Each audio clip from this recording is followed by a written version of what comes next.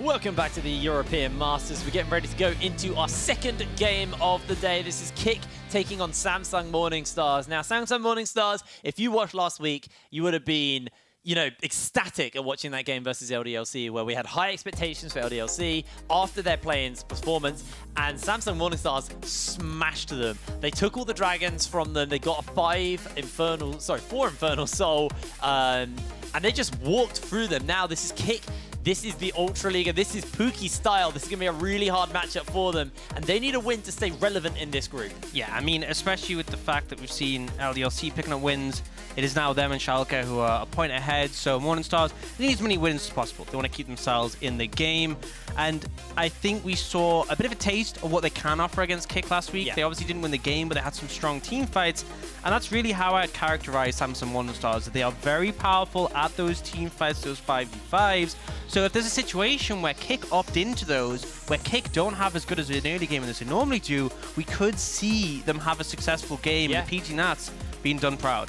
I mean, if k1ck play on Samsung's terms, it's actually going to be a really good game for Samsung. But k1ck, you know, they have the ability to play the game their way. And for me, as we get into picks and bans, I'm really excited to see what AD carries get picked up, because these two I've got my eyes on. But for now, it's going to be the Graves for Eckas picked up, and over to the side of k1ck, what do they want to pick up here?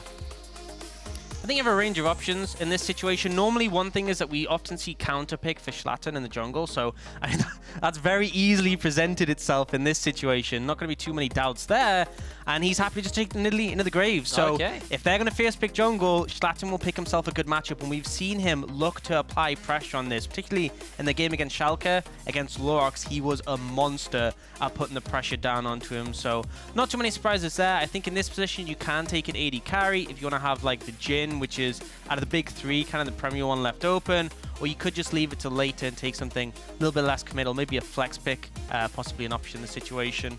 Actually going to opt into the Renekton in this scenario. Now, what I do want to highlight is that Aibo has been an absolute monster, and he is someone who can definitely put the hurt down on StenBosse. I think StenBosse has been great in team fights, but hasn't really shone in the laning phase. Yeah. And especially Renekton and Nidalee sync together really well, because you land the stun, the spear.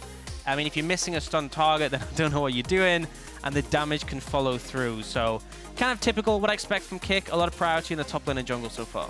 And we're seeing Samsung answer out with some team fighting stuff. They accept that they're going to lose top lane. I was expecting maybe a set to show up, but decided not to do that. They are going to go for the Ornn in the top lane. And then the Ezreal picked up a Guubi. This is something we saw a lot from him on the first week. Sorry, not last week. We had a week off. On the first week. And Guubi actually has the highest KDA of any AD carry here in the tournament, although Puki style is so close behind him. Guubi has a 7.25 KDA, and Puki style is 6.2. He is so close to him. Sorry, it's just, you know, Puki style. Anyway, he plays poke, like Varus. True, that makes sense. Except he doesn't, but anyway. I completely just pull it out. Orianna, what I kind of expect from Matislaw, I think he's being a little subdued, not so much in a negative way. He's definitely fulfilled his role, but he's very much been that sort of scaling mid sort of player, or maybe does lean into things like the Galio to provide that pressure. But he hasn't really been the big carry in my eyes for the side of k1ck, and I think Orianna makes sense for him, good facilitator, and a lot of that late game damage that we've seen, especially those big team fight and ultimates. So now, moving to the next phase, mid lane has been targeted by k1ck, and I think AD carry is the right choice to target, because already we've seen 4 banned away and 1 picked, so the pool is getting thinned here right now for Puki style. Pretty heavily, with the Phelios being taken away from him. I expect to probably see another mid laner actually get banned away from Nita here. You could go for something like the Ronk, or they want to take some roam potential out and actually take the Twisted Fate away from Samsung Morning Stars. Now, last ban for here, probably going to be another AD carry, or maybe a support, something that can handle this Ezreal, like a Nautilus potentially. Some of that kind of point and click and can lock him down. Yeah, I potentially see something like the Jhin being banned away here, just as something that is still outstanding, is one of those strong AD carries you currently see in the meta. But, you know, they're going with your plan. They're banning away the Thresh from Mystiques. Big champion for him, and offers, obviously, safety net for those mobile AD carries that you might want to pick up. And I think in this position, you definitely want to be taking AD carry, leave support for counter pick. And they're actually going to lean potentially towards the MF. So MF doesn't scale quite as well as things like the Ashe and the Caitlyn or the Jhin even. but it does have a lot of laning pressure, so you can definitely put the hurt down. But I actually like this one. Kai'Sa has not seen too much play on the current patch, but specifically as a Canada Ezreal, he's really shone because you can match his poke with actually longer range with your Void Seekers, but also you can dive on top of him and duel him. You can find those opportunities, and Ezreal isn't really in a position to punish your laning phase. If you pick Kai'Sa into Caitlyn, then you're going to have a bad time. You pick Kai'Sa into Ezreal, then laning phase is going to be completely fine. Well, as we move over to Samsung now, as they're looking to round out their comp, they're going to go for the Kassadin for Naito. I was about to say the damage profile is heavily AD at the moment. Slapping a Kassadin, you got a bit of late game security there, but they are going to be severely lacking in the wave clear department. That's what I'm seeing looking at that comp at the moment. We'll see what they want to pick up as their support to go with Guubi down there. See what K'Ck wants to pick up. Not Yuumi. Just Don't go Yuumi. Not Yuumi. I think you want to have something that has a lot of pressure, and I think Bard is something that can move that pressure around the map. So Ezreal's happy to go alone safely, especially 3-6 compared to that Kai'Sa, and then Bard can try and have an impact because there is going to be a little bit of an issue with pressure in the mid lane. That is my concern, and this is kind of what we expected from Morning Stars. Early game is not going to be too hot. Yeah. K1ck are the ones who are going to come out strong in the early game, and it's ultimately going to be a matter of whether Morning Stars can survive that and get to the later stages.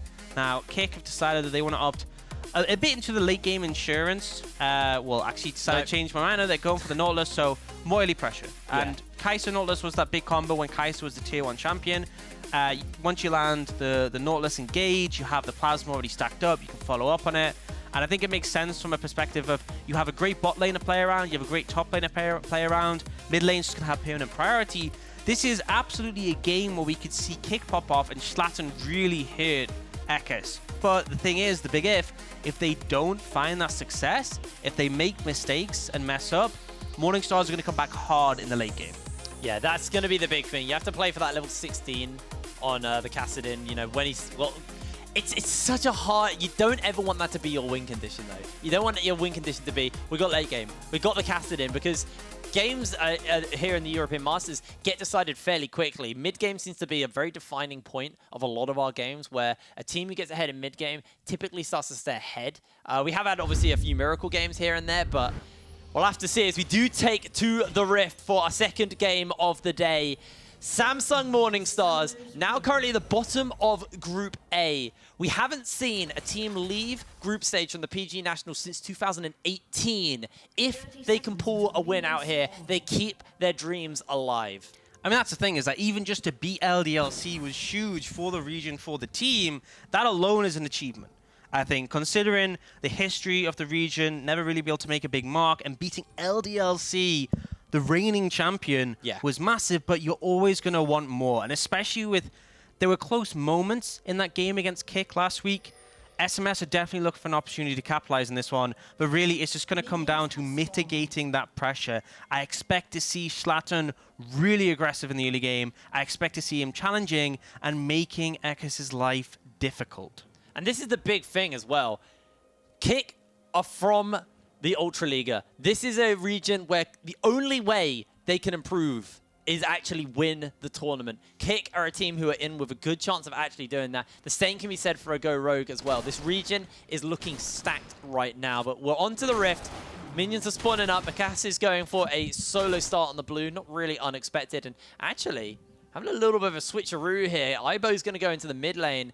Matislaw's going to go into the top side. They want to be able to bully this Kassadin and put him behind. They don't want to give Naito a free lane. Yeah, and I mean, essentially, Orianna would have priority mid, but this means you're going to be able to put even more pressure onto the Kassadin, and if he does step up too far, once Aibo has hit level 3, you will take an incredibly bad trade. And also, it actually mixes the damage profile up in this situation, because I could see Naito opting into, say, an early pair of Merc Treads if you're against Orianna and Nidalee.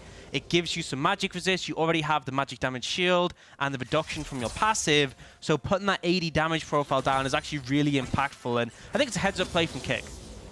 Yeah, K'Ck as well, getting pressure in the mid lane, getting pressure in the top lane, and now getting pressure in the bot lane. They've got that level 2 advantage.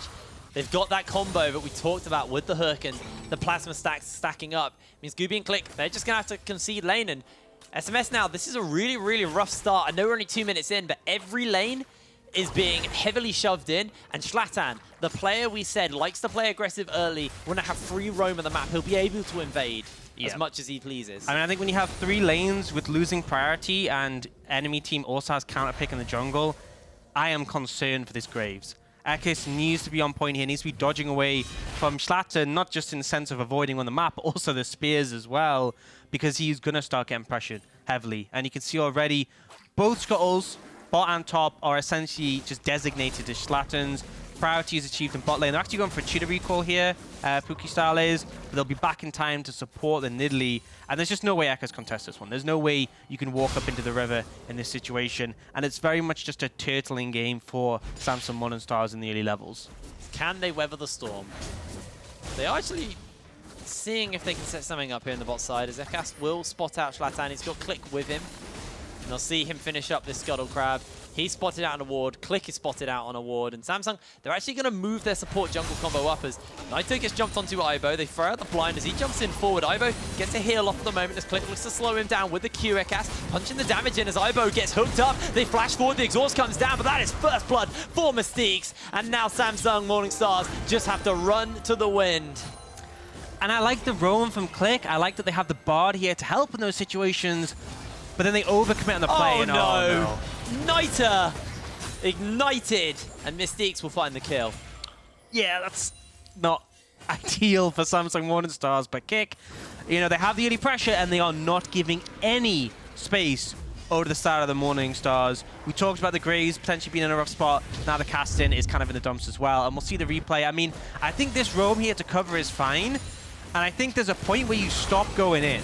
And it was already a couple of seconds ago. It is definitely past it by now. And they overcommit into a situation where you're against these strong skirmishing champions. And the thing is, you don't need to kill Aibo here. Your goal isn't to win early game, it's to survive it. And so by overcommitting for this kill, they've just slingshot themselves even further in reverse. And then Naito gets caught out as well.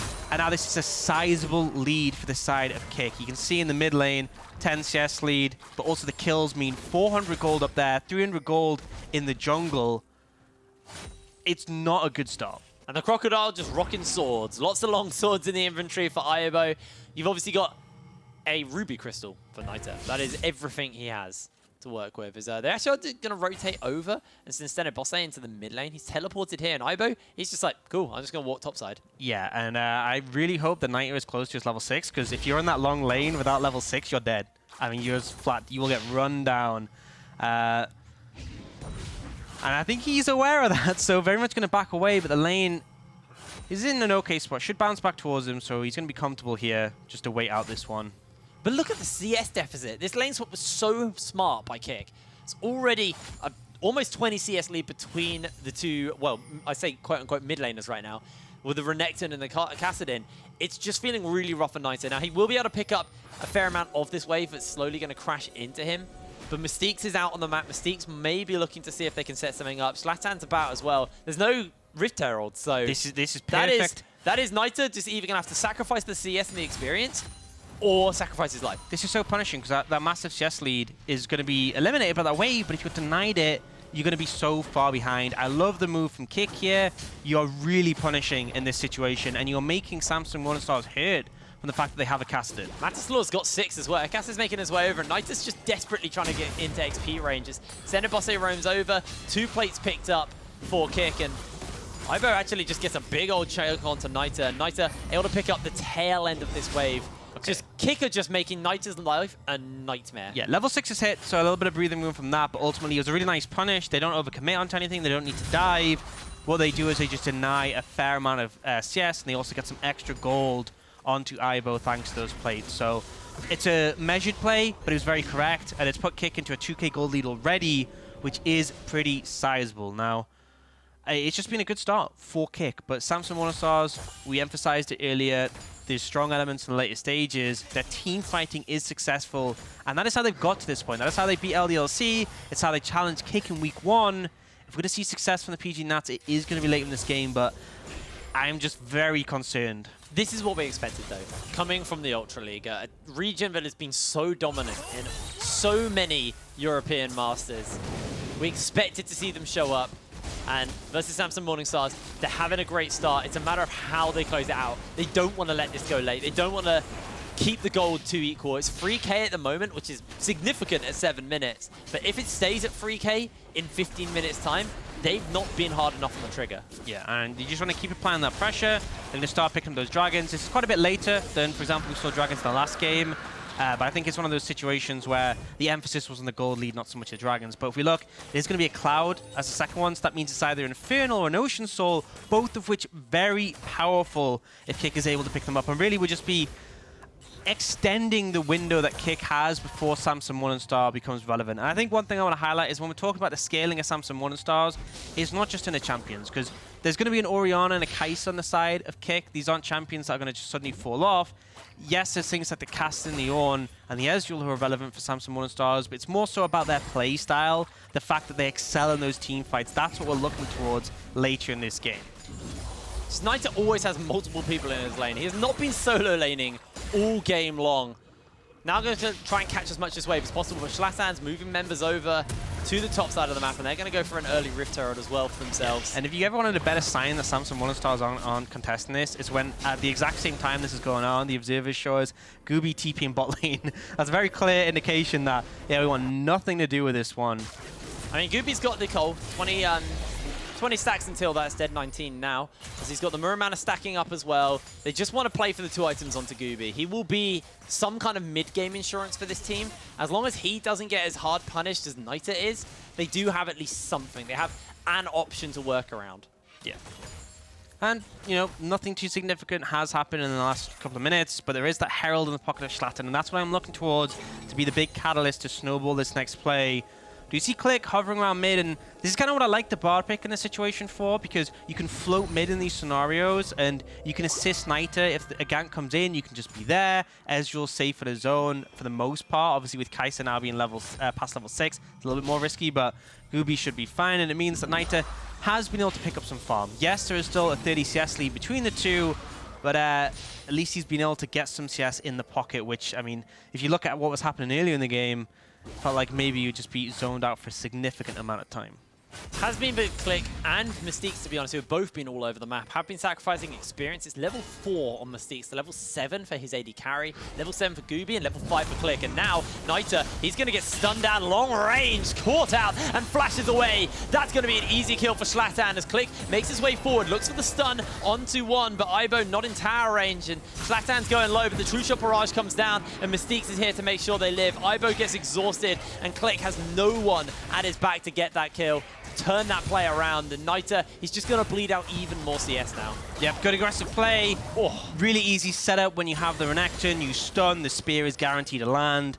Talking a bit about why that combo is so effective, and it just means they're able to deny more farm, put more pressure, and now lean down towards bot lane. Yeah, Mystiques though, remember, he's only level 4. He's pretty squishy at the moment. Arrow goes a little bit wide, and Guubi feeling a little bit more comfortable to step up as they take a magical journey onto these members. Teleports are coming in, and that's going to be Shlatan underneath the tower going down. Easy pick up for the Graves as Puki looks to try and turn this one around. Nita stepping up forward. They're just going to gift this kill to the Kassadin, keep him in the game.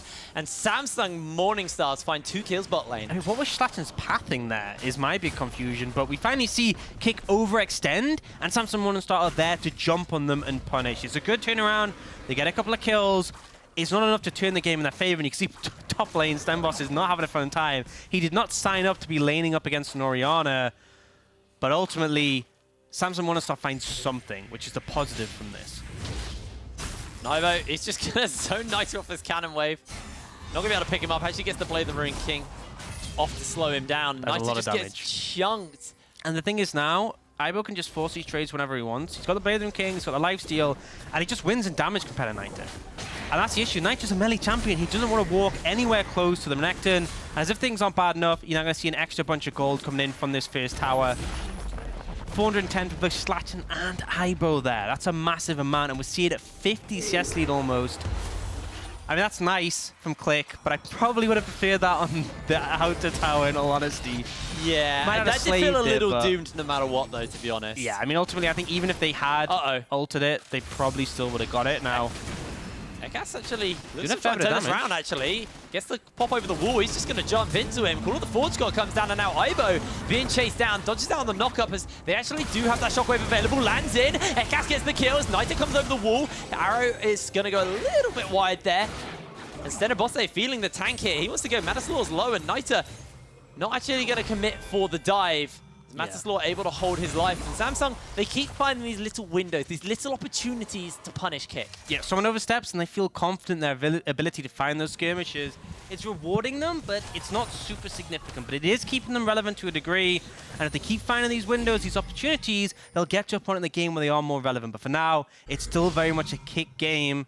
Next Dragon is up and available, and you can see Shlatan already moving down to secure this one. The Soul is the big thing that forces Samsung Morningstar to contest you before they are ready. Yes. You get that Soul, if you ramp the Dragons up and you're threatening that Soul around 22 minutes, Samsung Morningstar will potentially have to opt into a fight that they didn't really want to have to do, so good move from K1ck. And it's an Infernal Soul as well, which first of all great for Mystiques. It means there's less terrain for him to worry about for the hooks. But also, it just means there's so much more burst available. However, if Samsung can start to fight back, can start to stack up these Dragons, that Kassadin gets even scarier. Yeah. Infernal Soul is strong. I will definitely agree with you on that one. So the interesting thing is, coming into this game, I was really excited for the Guubi versus Puki matchup. And these two have just been solo farming. They've just been kind of doing their own thing. They don't have supports all game because they've been playing from mid lane. And while there is an advantage being pulled out by Puki right now, we haven't really seen anything from either of these AD carries so far. They're just playing it a little bit more relaxed. Yeah, and I think as much as it's a hype matchup, I think it kind of leans into their playstyles. I don't think of Guubi or Puki style necessarily as the players who are going to stomp lane really early. I think this has been a bit of a tendency from K1ck spot lane because of Mystiques. Mystiques is a very aggressive player, but to me, Puki style is the player who will clean up team fights and suddenly out of nowhere will have 5-6 kills in his pocket. I think Guubi is also one of those sort of late game, picks a lot of kills, fulfills that role in the team fight. So I actually think it kind of fits them stylistically. Very much has been more about the mid-jungle matchup. For the side of Samsung Morningstars, it's been, okay, let's move K1ck to prevent the pressure. And Mystiques has been like, let's go mid to kill Nita as much as possible. Nita has died twice. I do think it hasn't been as awful for him as expected. Little things like getting that kill onto Puki earlier with a teleport play, with the fact that the team have been playing around to make sure that they can get as much gold and injected into him as possible, has been these little things that have been nice for him. But you've got a level 11 Aibo, a level 10 Matislaw. He's level 10 at the moment. Once they're that level 11, so he can start to get some more points into his ultimate. And look at the map control. Yeah. I mean, look at the map control, look at the gold lead, look at the top tower going down, and as well, I mean, you can look at the individual gold difference. Just look at that mid lane difference. And on top of that, Kassadin has a Rod of Ages stacking up and a tier that he's only recently purchased. So you are still a long way from relevancy. Those are not like, okay, let's fight now items. Those are like, see you in 20 minutes and hope for the best. This is very worrying for Samsung right now. They're looking at one more dragon they can probably give up for free before they have to start fighting. And the question is in 7 minutes time, are they going to be strong enough to go up versus how stacked K1ck look right now? Probably not, but they're not really given a choice in this situation. And we've seen moments where Samsung Morningstars find them out. We've seen moments where they've looked to challenge them. And I think this is something that, you know, K1ck are a strong team. They are the first seed from the Ultra League. We have huge expectations. It hasn't always been clean. We've seen moments where it's been a bit messy. They lost to LDLC. Even their game last week against Samsung Morningstars. And here, we expect a lot from the #1 seed from the Ultra League, but there have been mistakes, and Samsung Morningstar, they've been jumping on those. I think that's the way that I sort of highlight, is that when these strong teams have made mistakes, Samsung Morningstars has been there to clean them up, but it hasn't always resulted in a win. But that's what they're looking for here. They are starting to get some spice coming out from Guubi. He has got that fully stacked mirror mana, but you need a bit more. I think you sacrifice this next dragon, you look towards that dragon after that. By that point, you will have a fully stacked Rod of Ages. Nita probably won't have the Ceres completed, but you'll have the Iceborne Gauntlet for Guubi, so you'll be in a better spot, and it's about navigating those team fights. But outside of a few mistakes here and there, I think K1ck have been very good at reading the map, and this is them just finding an easy kill onto K1ck. K1ck can't even use the Magical Journey to get away, as Eckas will spot out Mystiques, but Mystiques, he doesn't feel any threat here. Rift Herald's been summoned up, and they are just going to be able to take this one down. And with no Bard available, there's actually no Tempered Fate, so they could potentially push for a little bit more here. Samsung Morningstars are going to have to pull off something really big to defend this tower. Looks like the Shockwave's going to land onto 2. The Call of the Forge God's there. Nita and Guubi have to get sent back, and a 3-man knockup does come down from StenBosse as Mystiques is chunked. They don't quite find it, but actually with a snipe on the backline, they're able to. And now that Tempered Fate's available. Going to be a flash out from one as Nita flashes in forward, slowed down and chunked out as the arrow is there by Shlatan. Threads the needle and finds the kill. Does manage to turn around in the end. Nita just stepping a little bit too far, but ultimately... Oh no, Guubi! Guubi's okay. Guubi's alive. Ibo's actually going a little bit low here. Now members are collapsing in. K'LICK looking to chunk him down, but they have a teleport, and StenBosse just has to jump away. Matislaw making his way over.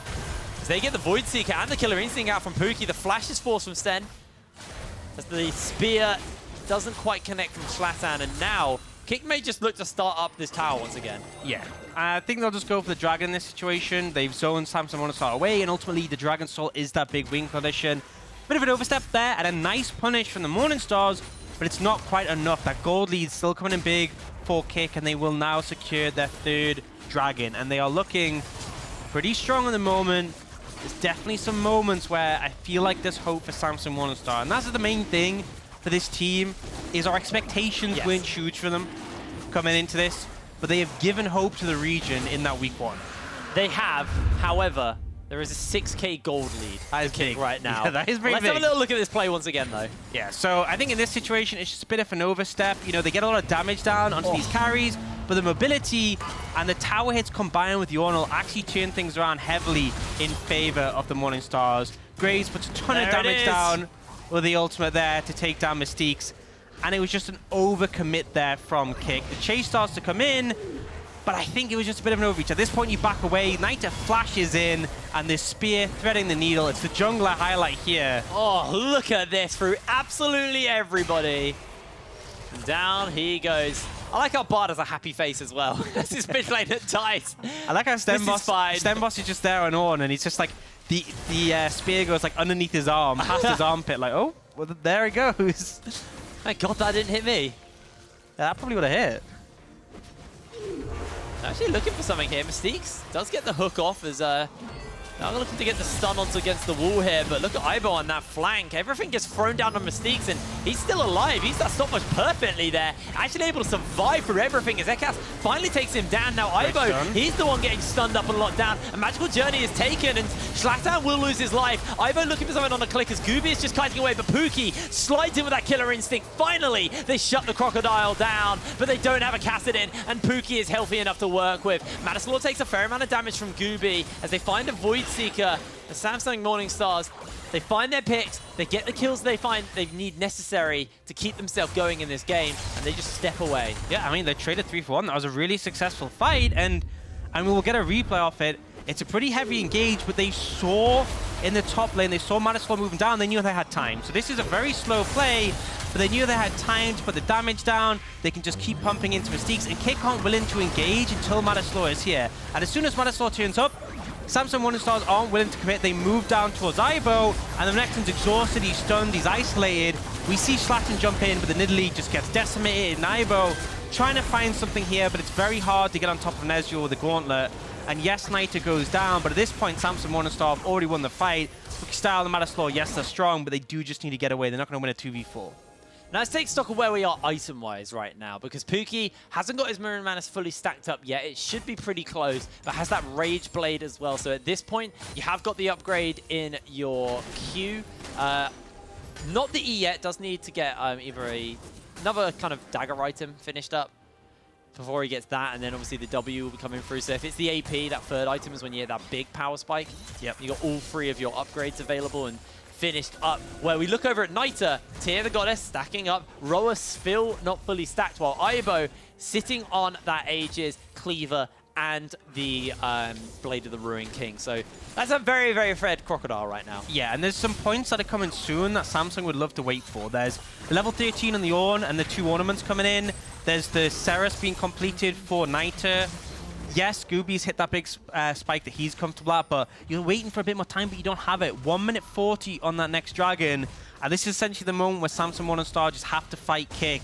And they have been looking decent in these skirmishes, but this one is all or nothing. You lose out on this dragon, you lose this fight badly, and it could just mean the game being over if K'LICK translate that into a Baron, but you don't have any more time to stall it out. That turret went so close to going down.